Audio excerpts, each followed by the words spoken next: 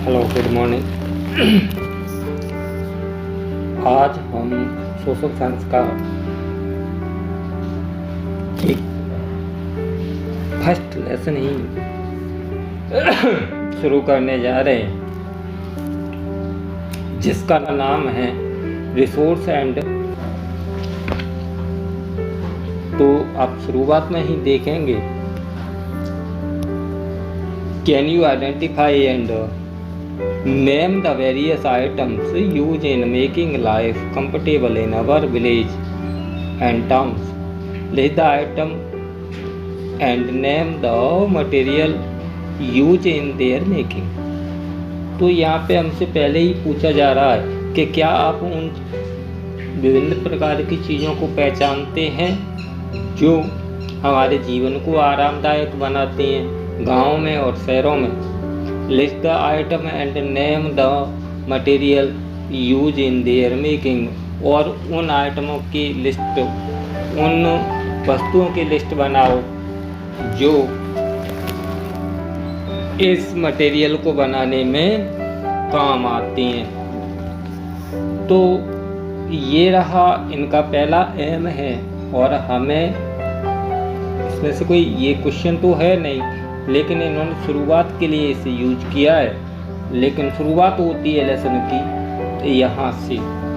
तो पहला प्रश्न बनता है, व्हाट इज रिसोर्स। रिसोर्स क्या होते हैं, ये जानने के लिए हमें ये पढ़ना पड़ेगा। Everything is available in our environment which can be used to satisfy our needs provided it technically accessible, economically feasible and culturally acceptable can be termed as resource। तो हम क्या करें कि व्हाट इज रिसोर्स अगर हमें कोई पूछता है तो हमें यहीं से लिख दें, तब भी हमारी बहुत अच्छी परिभाषा होगी। इसका अर्थ है everything available in our environment. Environment माने होता है पर्यावरण, और अवेलेबल माने होता है उपलब्ध। तो हर चीज़ हमारे पर्यावरण में उपलब्ध है। Which can be use to satisfy our needs, जिसके द्वारा हम अपनी ज़रूरतों को पूरा करते हैं। प्रोवाइडेड जो उपलब्ध थी, इट इज टेक्निकली एक्सेसिबल, यह प्रौद्योगिकी के द्वारा उपलब्ध होनी चाहिए, जो आर्थिक रूप से इकोनॉमिकली में फीजेबल और आर्थिक रूप से सामान्य हो और सामाजिक रूप से मान्य हो। अब ये पूरा अपना बनता है इसका परिभाषा। तो चाहें तो हम इससे अपन बना भी सकते हैं। इस क्वेश्चन को हम यहाँ लिख भी सकते हैं, और बनाने के लिए हमें क्या करना होगा, यहाँ से हम इसे अंडरलाइन कर देते हैं, और इससे हम क्या करते हैं, इसे अंडरलाइन कर देते तो हमारा पहला क्वेश्चन यहाँ से शुरू होता है। और कहाँ तक, यहाँ तक लिख दें तो बस हमारा पहला question what is resource complete हो गया। आगे बढ़ते हैं हम। तो अब ये ट्रायंगल दिया गया है। अब क्या दिया गया है, ट्रायंगल दिया गया है। इस ट्रायंगल को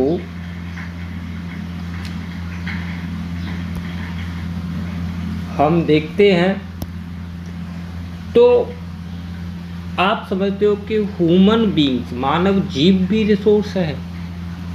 अगर आप मेरे से पूछो कि मानव जीवन भी एक रिसोर्स है, तो मैं यही बोलूँगा कि हाँ, मानव जीवन भी एक रिसोर्स ही है। क्योंकि आजकल हम जिस ज़रूरतों के हिसाब से लोगों की ज़रूरतें पूरा कर रहे हैं, जिसके लिए हमें टेक्नोलॉजी यूज करनी पड़ रही है। और ये टेक्नोलॉजी हमें कहाँ से मिलती है? इंस्टीट्यूशन से मिलती है। और एक जैसे इंजीनियर है और अदर लोग हैं, वो आकर सहयोग करते हैं और जो रिसोर्स होते हैं उनकी क्वालिटी अच्छी करते हैं और उन्हें ज़्यादा से ज़्यादा उपयोगी बनाते हैं। इसीलिए हम कह सकते हैं कि ह्यूमन बीइंग भी रिसोर्स की तरह यूज होता है। यहाँ पे भी देखो तो रिसोर्स के बारे में पूरा चार्ट ही बना दिया है इन लोगों ने और दिखाया है कि रिसोर्स हैं क्या। तो ह्यूमन रिसोर्स के बारे में तो हमें पहले ही मालूम हो गया था, लेकिन यहाँ पे नेचुरल रिसोर्स के बारे में हम पढ़ेंगे और देखते हैं इस चार्ट को क्या क्या है। तो नेचुरल रिसोर्स होते हैं वो दो प्रकार के होते हैं। देखो, पहला होता है रिन्यूएबल रिसोर्स और दूसरा होता है नॉन रिन्यूएबल। तो रिन्यूएबल रिसोर्स को बोलते हैं जो नवीनीकरण किया जा सके और दूसरा होता है नॉन रिन्यूएबल जिसका नवीनीकरण नहीं किया जा सके।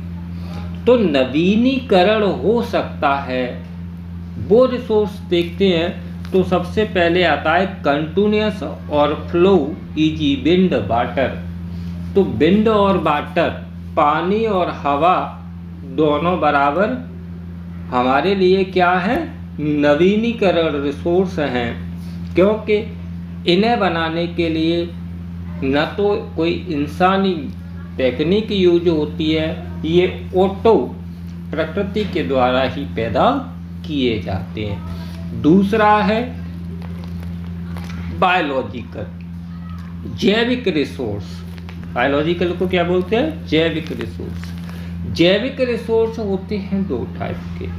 एक होता है नेचुरल वेजिटेरियन, दूसरा होता है वाइल्ड लाइफ। तो नेचुरल वेजिटेरियन का मतलब होता है यहाँ पे पेड़ पौधों से, जंगलों से, और वाइल्ड लाइफ का अर्थ होता है यहाँ पे पशु पक्षियों से। जो जंगली जीव जानवर हैं, जो पशु पक्षी हैं, वो क्या करते हैं? स्वतः ही पैदा होते हैं, तो इसलिए और स्वतः ही वृद्धि करते हैं। ये दोनों ही, अगर आप जंगल में कहीं देखोगे, फॉरेस्ट में जाके कहीं देखोगे, तो आप देखोगे कि वहाँ पर पेड़ पौधों को कोई बोने नहीं जाता, उन्हें पानी देने के लिए नहीं जाता, और वो स्वतः ही अपने आप एक पका हुआ फल, फिर वो बीज, उनसे बीज निकलते हैं और वो बीज पक्षियों के द्वारा जो फल खाए जाते हैं या पशुओं के द्वारा जो फल खाए जाते हैं उनके गोबर में जाते हैं, और पक्षियों की जो बीट होती है उसमें जाते हैं उसके द्वारा, और सीधे मिट्टी से मिलती हैं। और जब बारिश होती है तो वे स्वतः ही पैदा हो जाते हैं, उन्हें कोई लगाने के लिए जंगल में नहीं जाता। ऐसे ही वाइल्ड लाइफ को देखें तो जंगली जानवरों को कौन चारा खिलाता है, कौन पानी पिलाता है, कोई नहीं करता उनके साथ, लेकिन वो ऑटोमेटिक उनकी ये क्रिया है वो चलती रहती है। अब आता है दूसरा रिन्यूएबल रिसोर्स का, तो ये हो गया। अब आता है नॉन रिन्यूएबल रिसोर्स। तो नॉन रिन्यूएबल रिसोर्स होते हैं वो दो प्रकार के होते हैं। अनवीनीकरण रिसोर्स बोलते हैं इसे, अनवीनीकरण संसाधन। ये दो प्रकार के होते हैं, रिसाइकेबल और दूसरा होता है नॉन रिसाइकेबल। रिसाइकेबल रिसोर्स वो होते हैं जो एक बार यूज होके दोबारा यूज किए जाते हैं, दोबारा तकनीक के द्वारा उन्हें पुनः निर्माण किया जाता है। जैसे धातुएं, मेटल्स माने क्या होता है? धातुएं। और ये धातुएं कैसी होती हैं? जैसे धातुओं में देख लो, सोना है, चांदी है, लोहा है और बहुत सारी धातुएं हैं, इनका यूज बार बार होता है, कभी किसी रूप में होता है कभी किसी रूप में, और इन्हें गला करके दोबारा से इनका पुनर्निर्माण किया जाता है। तो रिसाइकल का मतलब ही चक्र होता है। क्या होता है? चक्र। दूसरा होता है नॉन रिसाइकल रिसोर्स। अब प्रकृति से हमें कुछ ऐसे रिसोर्स भी प्राप्त होते हैं जो केवल एक बार यूज होते हैं, और जो एक बार यूज होते हैं उन्हें हम क्या बोलते हैं? नॉन रिसाइकेबल रिसोर्स बोलते हैं। इसके सबसे अच्छे उदाहरण है फ्यूजल फ्यूल, जीवाश्म ईंधन और कॉल। ये आपने फ्यूजल फ्यूल के बारे में तो जानते हैं कि पेट्रोल है, डीजल है, गैस है, ये केवल एक बार ही यूज होते हैं, और एक बार यूज होने के बाद ये फिर दोबारा यूज किए नहीं जा सकते। ह्यूमन रिसोर्स का मैंने पहले ही बताया था इस ऊपर वाले एंगल में कि ह्यूमन रिसोर्स भी, यहाँ पे मैं ह्यूमन रिसोर्स को समझाने के लिए थोड़ी सी बात बोलूँगा आप लोगों से कि आप ही को मान लो ह्यूमन रिसोर्स, अगर आप अनट्रेंड हैं तब भी आपको दूसरे के काम करके पैसा प्राप्त होता है, तो जो दूसरा है ना वो आपको पैसे के आधार पर रिसोर्स के रूप में यूज करता है। तो ट्रेंड हो तो आपकी कोई स्पेशल ब्रांच होगी, अगर आप अनट्रेंड हैं तो आपकी कोई स्पेशल ब्रांच नहीं होगी। आप डेली बेस पर भी काम करते हैं या आप एक जगह जॉब के रूप में भी काम करते हैं, पर लेकिन जिसके यहाँ काम करते हैं वह तुम्हें एक रिसोर्स के रूप में यूज करता है। आगे बढ़ते हैं अब और पहुँचते हैं ये activity. Prepare a list of stock and reserve resource that you familiar with from of your local area। तो यहाँ पे आपको यही बताया जा रहा है कि एक ऐसी लिस्ट तैयार करो उन रिजर्व रिसोर्स की जो आपके और पास आपके लोकल एरिया में पाए जाते हैं। तो ये तो कुछ नहीं है, ना ही इसमें से पूछा जाता है, लेकिन हाँ ये बात सही है, इन्हें अगर क्वेश्चन के रूप में याद करेंगे तो ये चीज़ें हमें ज़्यादा दिन तक नहीं टिक पाएंगी, लेकिन जब हम इन्हें सही से समझेंगे तो ये हमारे माइंड में ज़्यादा दिन तक टिक पाएंगी। मैं इसके क्वेश्चन आंसर भी आप लोगों को कराऊंगा और स्पेशल लेसन वाइज नोट्स भी उपलब्ध कराऊंगा। यहाँ पे देखते हैं डेवलपमेंट ऑफ रिसोर्स। डेवलपमेंट में रिसोर्स की क्या भागीदारी है? तो resource are vital for human survival as well as maintaining the quality of life. तो संसाधनों का बड़े पैमाने पर मानव जीवन के जीने के लिए और उसे सही से चलाने के लिए और जीवन की क्वालिटी बनाए रखने के लिए बहुत आवश्यक है। It was believed that resource are free gift of nature. It was believed, ऐसा भरोसा किया जाता था, that resource are free gift of nature, ऐसा बोला जाता था कि रिसोर्स क्या है? फ्री गिफ्ट, एक प्रकृति का मुफ्त उपहार है। एज अ रिजल्ट, इसके परिणाम से human being use them indiscriminately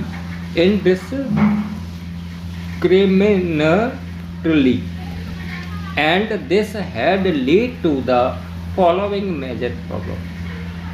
तो ये रिसोर्स कैसे फ्री गिफ्ट होने की वजह से आज मानव ने इनका अंधाधुंध तरीके से दोहन शुरू कर दिया है।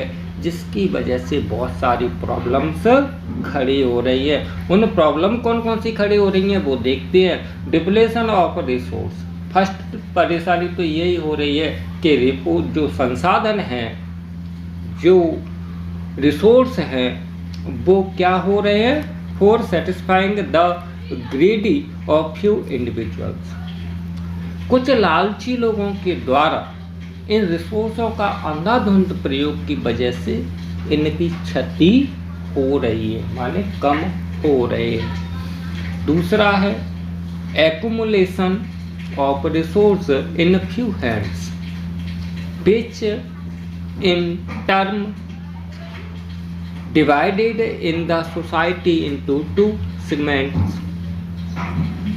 उदाहरण example haves and haves nots of rich and poor. तो accumulation of resource is few hands. तो ये रिसोर्स हैं, प्राकृतिक के रिसोर्स हैं, जो प्राकृतिक संसाधन हैं वो कुछ ही लोगों के हाथों में है।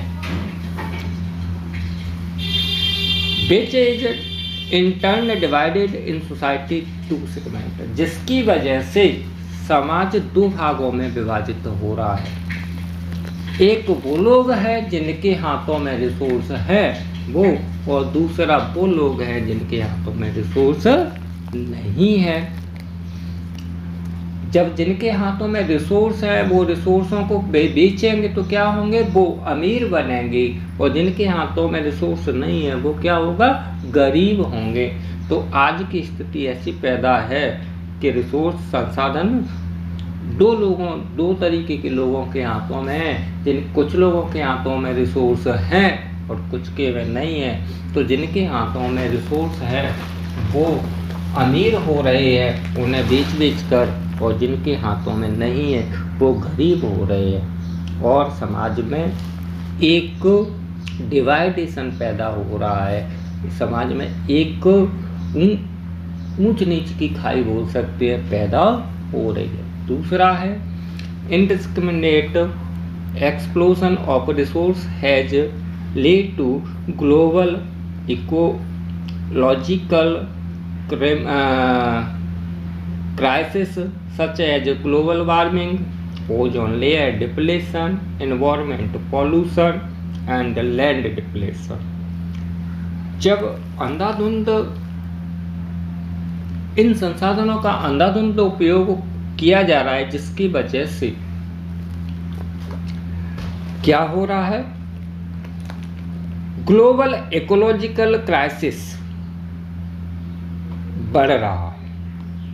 और जब ये क्राइसिस बढ़ रहा है इससे क्या हो रहा है, ग्लोबल वार्मिंग बढ़ रही है, ओजोन लेयर डिप्लेशन हो रहा है, और environment pollution and land degradation हो रहा है। तो इस वजह से क्या हो रहा है, ग्लोबल वार्मिंग हो रही है, ओजोन परत है वो क्या हो रहा है, क्षतिग्रस्त हो रहा है, इन्वायरमेंटल पर्यावरण हमारा प्रदूषित हो रहा है, और लैंड डिग्रेडेशन हो रहा है, और भूमि की भी क्षति हो रही है। आगे बढ़ते हैं हम और देखते हैं, यहाँ पे दिया है एक्टिविटी में देखो, imagine if the oil supply gets exhibited on day, how would affect our lifestyle? Plan a survey in your colony village to investigate pupils' attitude forward recycling or the domestic agricultural waste. Ask question about. तो ये केवल activity है, और इस activity पर आप कुछ नहीं है, ये एग्जाम में नहीं दिया जाता, लेकिन हाँ ये बात सही है कि जितना हमने पढ़ा है उसे समझने के लिए ये एक्टिविटी अगर करूँ तो आप आसानी से कर भी सकते हो।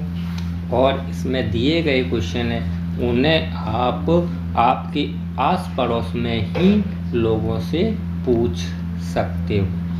अब चलते हैं हम आगे की ओर यहाँ से देखते हैं the process of transformation things available in the environment individual and interactive relationship between nature, technology and institutes. Human beings interact with nature throughout technology and create institutions of acquirate their economical